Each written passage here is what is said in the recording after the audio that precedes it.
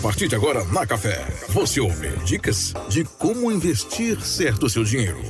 Dinheiro inteligente. Investir liberta. Agora na Café. Apoio Cressol.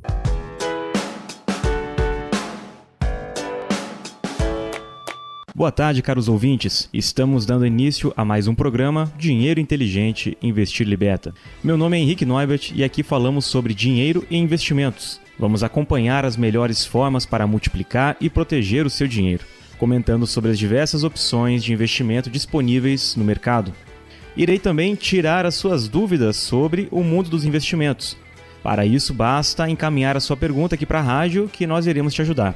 Você já parou para pensar como as falas de grandes representantes políticos nossos nos afetam na nossa vida financeira, no dia a dia? É sobre esse tema que eu gostaria de tratar no programa de hoje e, em especial, trazer uma reflexão para todos os nossos ouvintes sobre acontecimentos recentes, onde a mídia tem nos trazido a ideia de que há uma oposição, há uma disputa, há uma rixa entre o poder executivo, e aqui a gente pode entender, é por meio da figura do presidente Lula, com o Banco Central brasileiro, aqui na figura do presidente do Banco Central, que é Roberto Campos Neto, e os seus diretores. E essa oposição que a mídia tem trazido para nós, em especial, é uma rixa que tem sido aumentada bastante.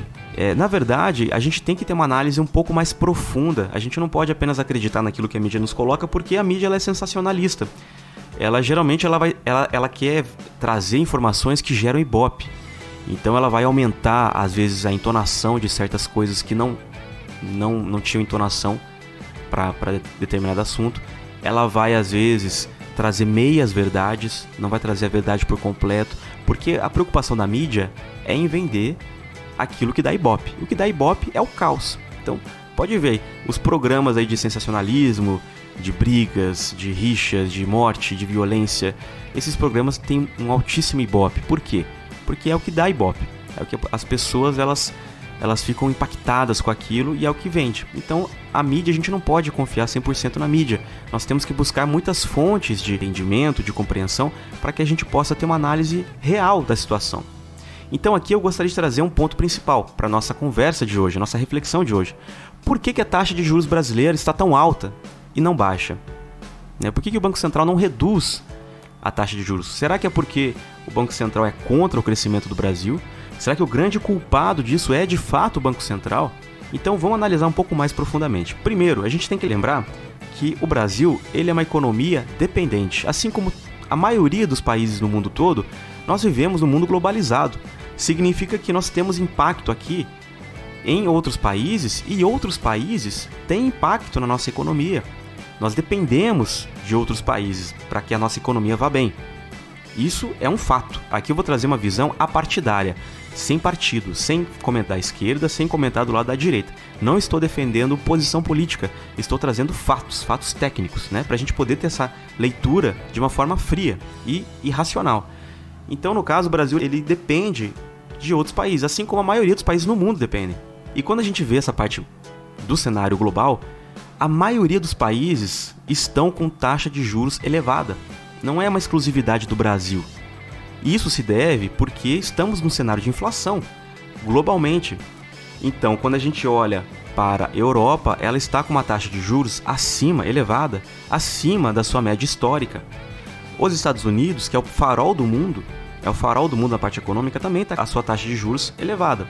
Então, por conta desses motivos externos, é algo que impacta aqui a nossa política de juros. E isso também é um argumento forte que o Banco Central tem que levar em consideração.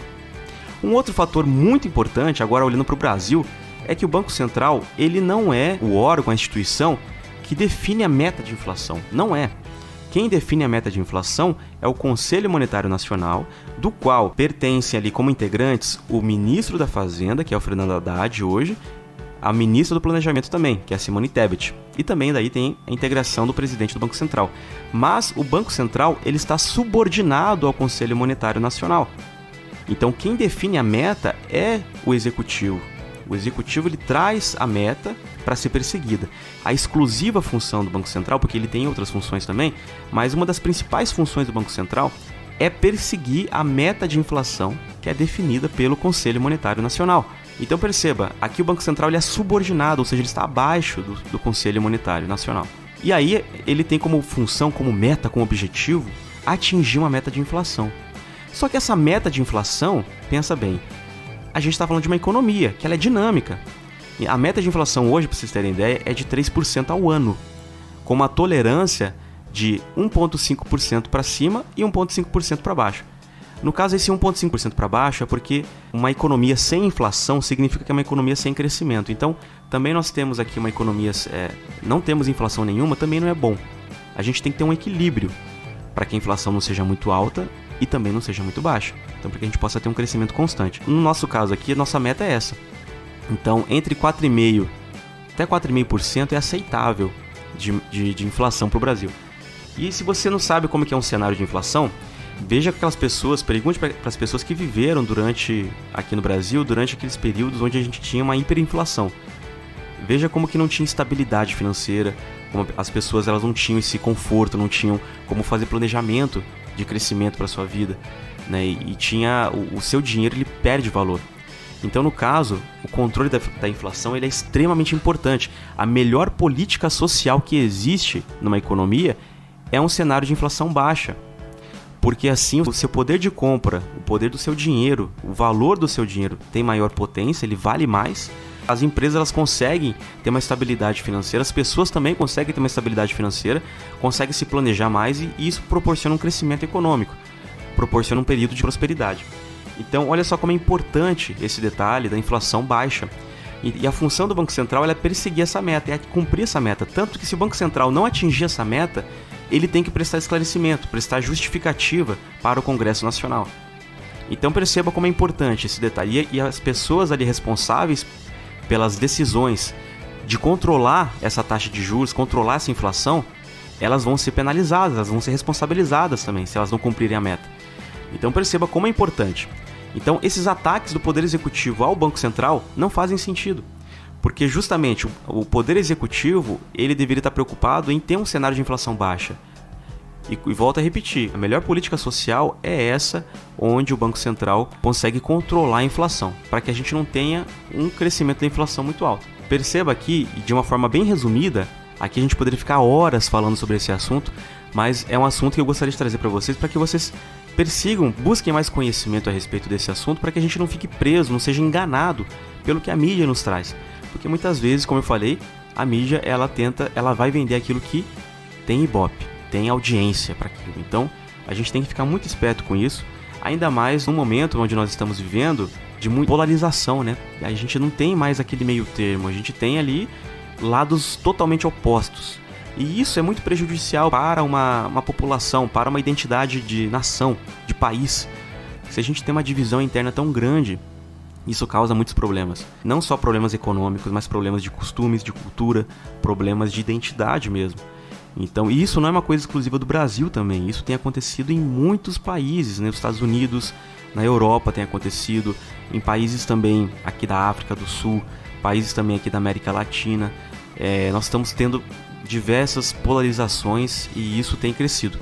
Então é muito importante que a gente tenha acesso fácil ao conhecimento por meio do celular, por meio da internet, a gente busque informações que sejam confiáveis. No programa de hoje eu gostaria de trazer essa reflexão para nós a respeito do que nós temos visto e ouvido na mídia recentemente a respeito desse assunto de taxa de juros.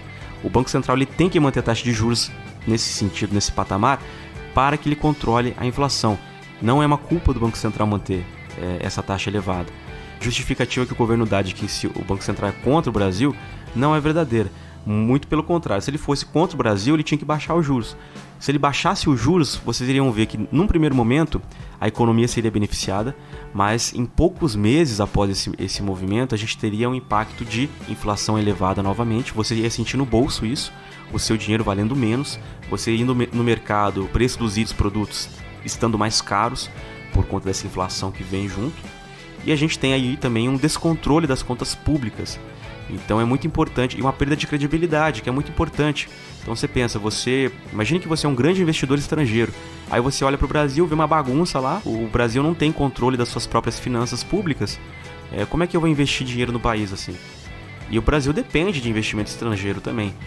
Então, para poder crescer aqui, para poder estimular a economia. Então, é muito importante esse assunto. Estamos chegando ao fim de mais um programa e eu gostaria de lembrá-los que Dinheiro Inteligente e Investir Liberta conta com o apoio da cooperativa Cressol. E lá você já pode iniciar sua jornada no mundo dos investimentos com boas condições, de maneira segura e rentável. E pessoal, quero agradecer a sua audiência e espero realmente estar ajudando vocês com essas informações sobre investimentos, sobre dinheiro, e espero que vocês possam realmente começar a aplicar o seu dinheiro e ver ele trabalhando para você. E chegando ao fim de mais um programa, Dinheiro Inteligente e Investir Liberta, onde nós semanalmente falaremos sobre dinheiro e investimentos. Nos vemos na próxima sexta-feira, um forte abraço e fiquem com Deus. Você ouviu Dinheiro Inteligente. Investir liberta. Aqui na Café. De volta próxima sexta. Apoio Cressol.